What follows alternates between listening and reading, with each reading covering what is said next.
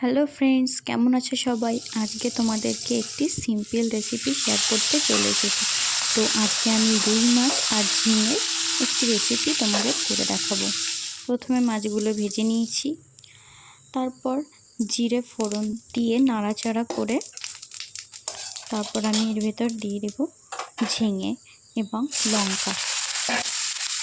একটু নাড়াচাড়া করে তারপর জল দিয়ে দিতে হবে।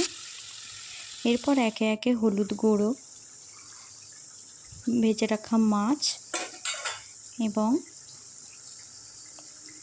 পরিমাণ মতো নুন দিয়ে দিয়েছি এবং একটু ভাজা মশলাও দিয়ে দিয়েছি।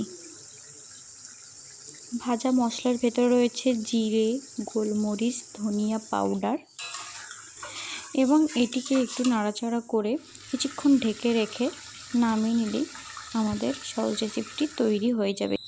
রান্নাটি ভালো লেগে থাকলে সবাই লাইক, কমেন্ট, সাবস্ক্রাইব করে জানাবেন আর একবার করে রান্নাটি ট্রাই করে দেখবেন। Bye bye.